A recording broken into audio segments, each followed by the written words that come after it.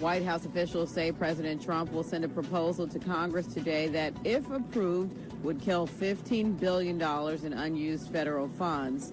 $7 billion would come from the Children's Health Insurance Program. If the cuts are approved, it's expected to have little impact on the government's budget deficit, which is on track to total more than $800 billion this year. More Americans taking out auto and student loans led to an $11.6 billion borrowing increase in March. That's according to the Federal Reserve. At the same time, credit card borrowing had its biggest drop in more than 5 years. And that's your CBS Money Watch report. For more, head to cbsmoneywatch.com. At the New York Stock Exchange, I'm Diane King Hall. To prevent muscle cramps in your legs and feet, use TheraWorks Relief. This fast-acting foam is clinically proven to relieve leg and foot cramps. Get TheraWorks Relief today at select Walgreens, CVS, and Rite Aid pharmacies or TheraWorksRelief.com. Ask your pharmacist for TheraWorks Relief.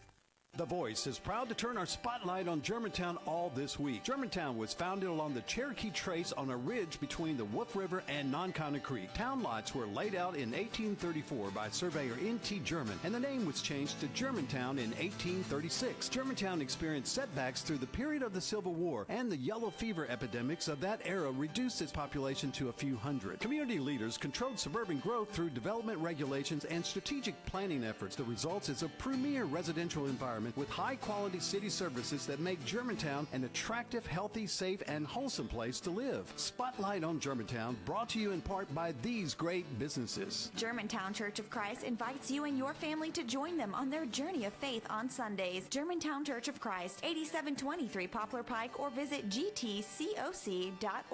Wild Beet Salad Company is the only salad company in Memphis. Their endless healthy options offer a lunch that makes you feel good. Wild Beet in the Care for Shopping Center.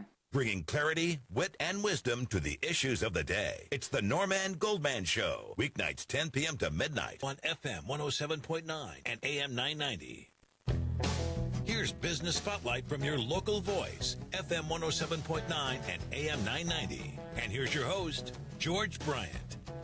Good morning. Good morning. It is Tuesday morning, and it's another beautiful day outside in the Mid-South. You do have to, I think there's a cold orange. I cannot believe the skies have been clear and it hasn't been humid, but why in the world our air is dangerous today, so do be careful.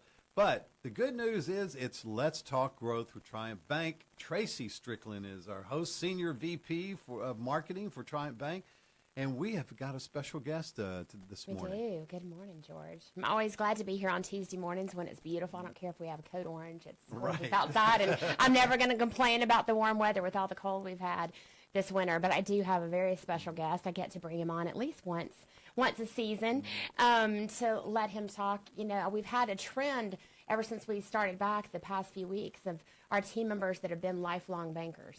And clearly, my special guest has been a lifelong banker. He's seen a lot in the banking landscape throughout his career, so he's going to speak a little bit about that. But I'm thrilled to have Will Chase, our president and CEO, this morning. He's just back from vacation and got to have some R&R, but looks a little relaxed.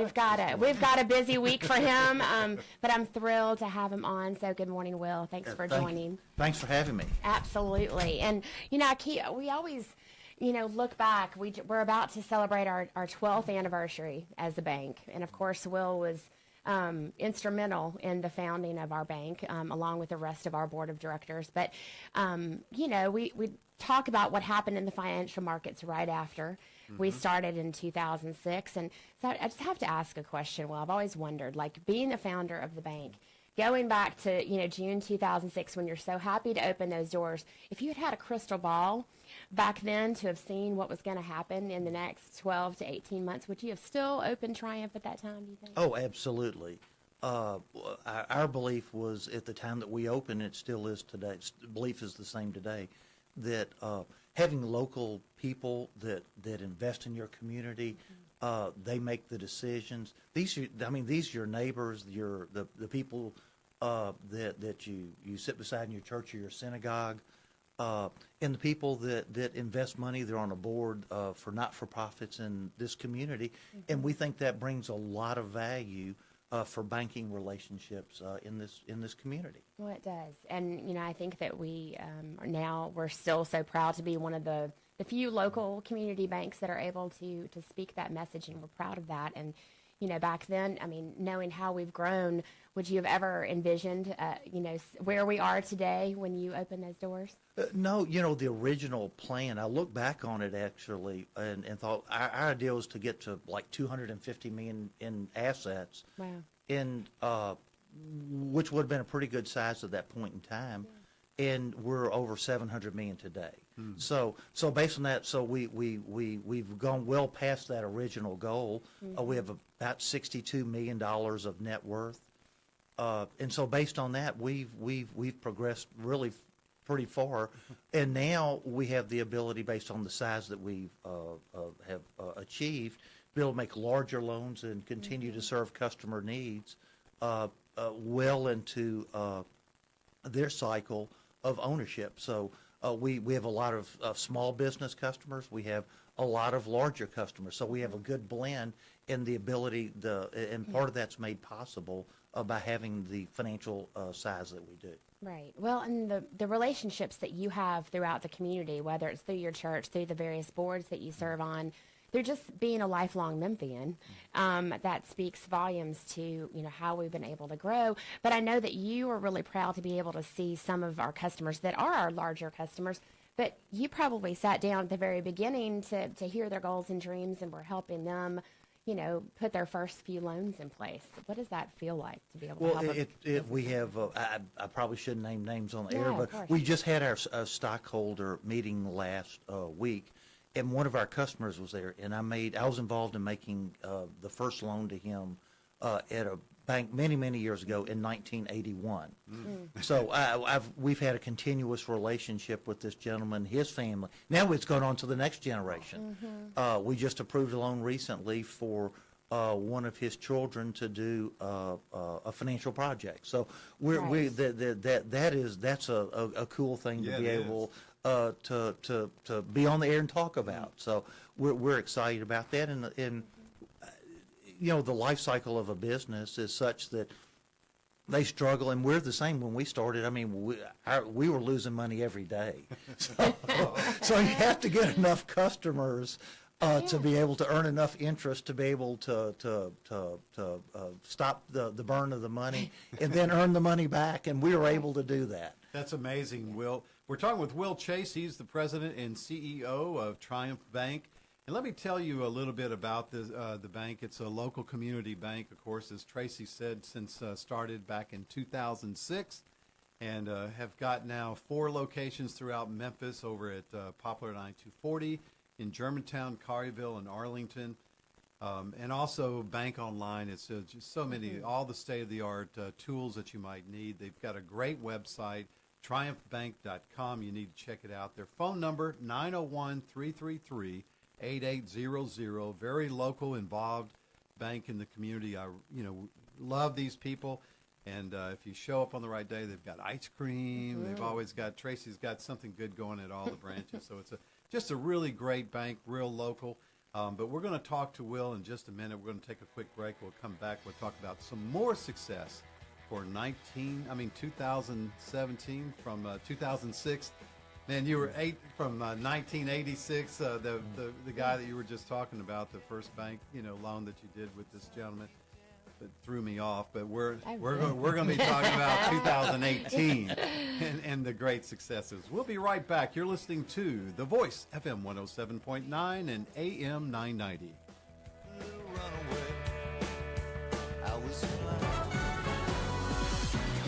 Now, here's Mid-South weather from News Channel 3's Severe Weather Center. Brought to you by the Crescent Club, hosting the people and ideas that moved Memphis forward for nearly 30 years. Poplar and I-240. Call for a free tour at 901-684-1010. Mostly sunny with temperatures climbing back into the mid-80s today. Light winds out of the east. Code orange health alert issued because of the forecast for elevated ozone. We're in the upper 80s for your Wednesday with an increased chance for showers. Don't spend your summer dragging water hoses. Quality Irrigation Systems can install an affordable solution and keep your yard green all summer long. Call Quality Irrigation Systems 901-388-2750. I'm News Channel 3's Todd Demers on The Voice, FM 107.9 and AM 990. And And now back to Business Spotlight on The Voice, FM 107.9 and AM 990. Welcome back to our studios. Today we get to turn our spotlight brightly on Triumph Bank.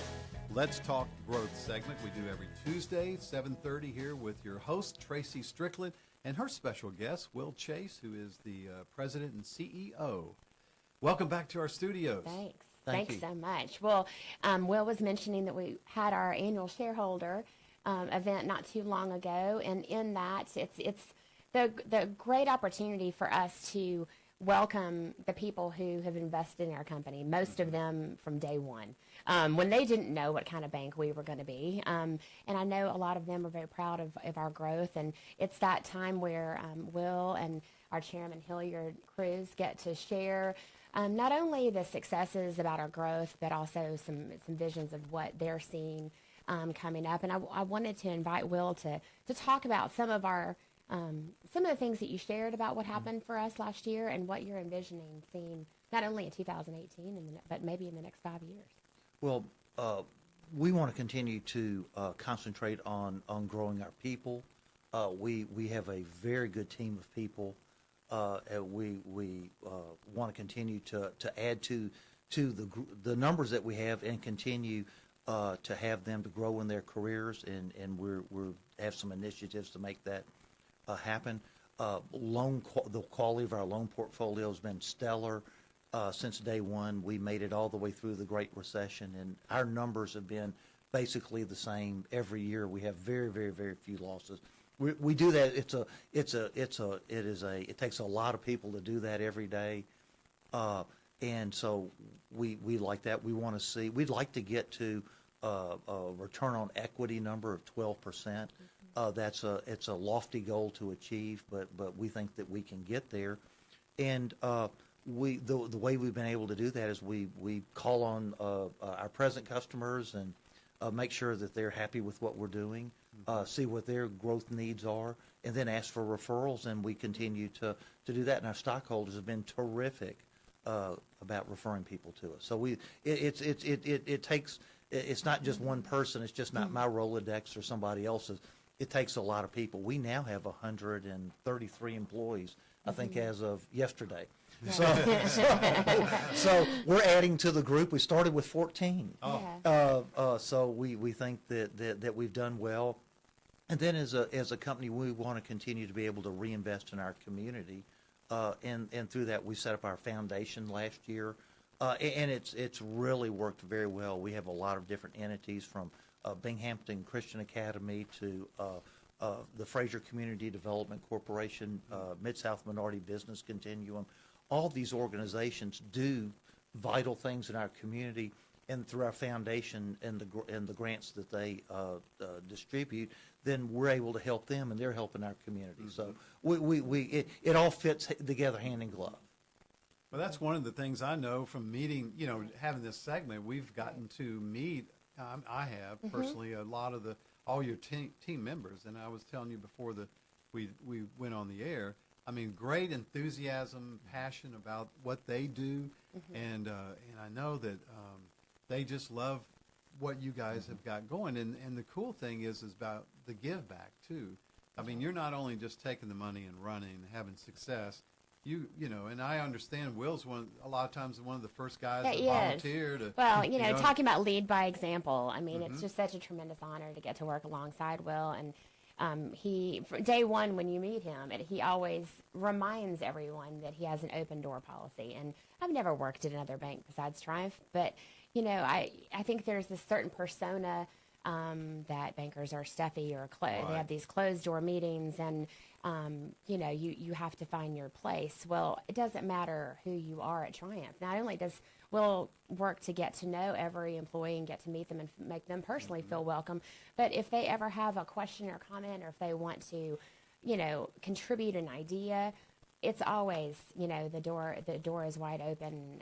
And like you said, to develop a culture is so important, and it all starts with him. And a service mentality where, we really are here to build relationships with our customers. And Will was talking about it's generations. When you start with one relationship, and it's just a great great level of pride to be able to know that you've had just a small part in their journey, whether it's for a team member or a shareholder or one of our customers. That's the reason we wake up and go to work in the mornings to take care of them. But I know that you're also really proud that of some of our newer team members that we were able to bring on. I know we'll probably have them on as a guest on down the road in the summer, but I know that you were instrumental in bringing our new medical and professional team. And talk about what that brings to Triumph by having them.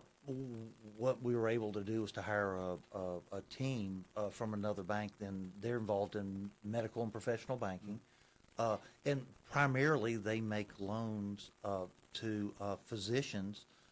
There's a huge influx of very young medical professionals into our community. We have such a vibrant area here for that. And so consequently, and because of the structure of the educational system, they have educational debt. So the ability to, they generally can't qualify for a conventional loan that's sold in the secondary market. So we make a loan, put it on our books, and we have a way of underwriting them that's very unique. And we establish that relationship with them. Some of them move here from all over the country. Yeah. So we establish that first-time relationship with them, get them as a customer on the front end, and then have the ability to retain them. Holly Bronson runs it. I've known Holly for a number of years through different banks, and so she was able to bring a team of people with her, and it's been very successful so far. It provides us a different mix of business. We're primarily a business bank, and this allows us to get a different type of asset on the book with different customers, a different stream of income. So it allows us to do something just a little bit different, and we're real excited about it. It's fun. I've gotten to meet a lot of these customers. They actually have asked me to go. I actually spoke at UT Med School 2 weeks ago, and was able to go down there and just talk for 5 minutes to some of these young people. And I tell you, after meeting with them, you talk about people that are energized and excited about what they're doing. They are really. I'm very, very, very high on the future of our healthcare system here because of these young people that I've met, because they really are they really care about what they do. It's fun. It's fun to meet them and to be with them. You know, that brings up something, Will. Maybe throwing a curveball for you here, but in the conversation, you're in a position where you see and hear a lot about what's going on in our community. Are you excited about the future for Memphis? Oh yes, very much. If you look at the investments that are being made. Methodist University Hospital is a $250 million project. St. Jude is billions. I don't know how many there are. There are several apartment projects that are going on downtown. We've financed several of them, by the way. So we see them. So we see a lot of investment going on in our community, and we're real excited about it. And then there's a whole group of people in the not-for-profit world that really are working to try and improve our community, and that's when we saw that. That's why we set up our foundation as a methodology to be able to provide more support for them. So you have a for-profit investment that's really increasing. It's a lot of money, and then we have a whole group of people that are energized to help people that just need a little bit more help. So on both ends of the spectrum, I'm real excited about what's going on. Just makes a better community. Correct. And you see it happening, all over. Like you say, there's like a puzzle. Yeah. There's things happening, on all levels, and it's just it's really exciting. And then I have, I go out in the community. You go to Millington, go down to South Haven. Go out to, Lakeland, just anywhere around, and you see growth. Oh, yeah. And it's just really exciting. And a lot of it is, it seems to be, besides the medical, it seems our community has a lot of growth happening because of the distribution hub that it is. Right. Yeah. And that's related to FedEx. So we're very Thank grateful FedEx, that they are here. Yeah, it's just amazing. But a great community. We're talking with Will Chase. He is the president and CEO of Triumph Bank. Tracy Strickland is our host. Let's talk growth with Triumph Bank. We're going to take a quick break. When we come back, we're going to talk about some other exciting things going on in the banking industry. You're listening to The Voice, FM 107.9 and AM 990.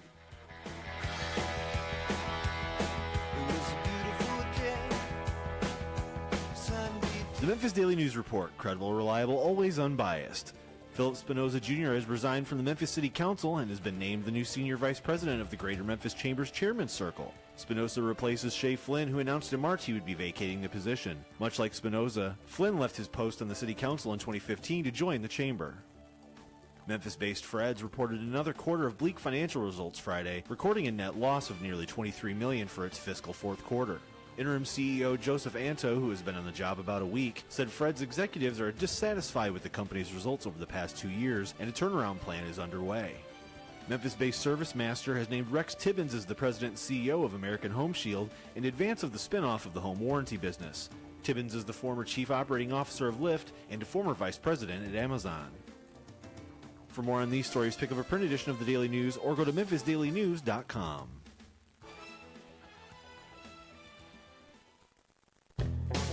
And now back to Business Spotlight on The Voice, FM 107.9 and AM 990. Welcome back to our studios. Let's talk growth with Triumph Bank. Your host, Tracy Strickland, having a great conversation today with her special guest, Will Chase. He is the president and CEO, the leader for Triumph Bank. Welcome back to our studios. Thanks so much. Well, I love having Will on, and I do get the pleasure of working directly for him and with him, and I've learned so much about the banking industry in the 4.5 years I've been at Triumph. And since he's been in just a few years longer than I have, he's seen the landscape of the banking industry change dramatically since he started right out of college when he went to Vanderbilt and got into banking. There were probably, 12 or 13,000 banks in the United States in that time. No, actually, there were over 18,000. Were there 18,000?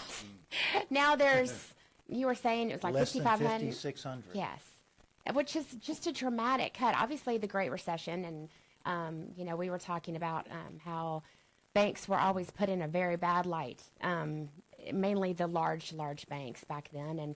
And luckily, 10 years later, I think we're obviously growing and thriving, but what kind of factors do you feel like you attribute to such a dramatic increase to the number of banks going away after all these years? Part of it, there was a trend that started just from a consolidation factor that there are 2 or 3 trends, and one of them is technology. Mm-hmm. Technology is terrific. You can I can do all kinds of transactions on my smartphone. Right. I can move money around the world and do all kinds of things, but it's not inexpensive. Mm-hmm. So there's a trend in that. There's an expense factor in that, and then because of the regulations that came out of the Great Recession, and I could spend all day talking about those, but they've created an expense burden that for which there's no source of revenue to cover it. So there's for banks to make an adequate return on the investment for your stockholders and your partners. A consolidation has taken place and is continuing to take place in our industry. From that standpoint, we think that's a great scenario for a locally owned bank that has of some size with sufficient capital to be able to make larger loans, and that's us. That wasn't our goal when we first started, but that's where we've gotten to. We think we're very well positioned for the future. We have very good people. We have offices, and then we've started this, as we talked about just a second ago, medical professional banking, and we have a mortgage company run by Travis Chapman, does a great job in being the leader of that, and we do business in several states. We do asset-based lending. We do that in several different states. So we're entrepreneurial, and we have enough size to be able to do some different stuff. So people don't necessarily have to go to a large out-of-town bank to obtain the services that they need. That's right. Well, I want to ask you one more question. I think as I would say you're the proud father of Triumph. What do you feel like you're most proud of when it comes to our company and our bank? I would say that what we've been able to do, and I didn't know how hard it was to do it initially, which is to create a really good culture while you're growing at a very rapid rate. Right. That's very hard to do. And putting those two together, and I think that we now have enough size and mass as a result, and we've got great people that we can continue to spread the news and continue to grow. So I think that's really exciting for what we're going to do today and for the future. So that's the best I can come up with. Love what it. A great job Perfect. you have done and have done with being a leader and in not only with the business but also in the community. And appreciate what you do, Will. And Tracy Strickland, thank you very much. Thank you, George. It's been a great 30 fast. minutes. It goes by fast. It does. Tune in next Tuesday. We'll be getting right back at it with Triumph Bank. Let's talk growth. And if you need to reach out to them, their great website, triumphbank.com, and then the phone number 901-333-8800. You're listening to The Voice, FM 107.9 and AM 990.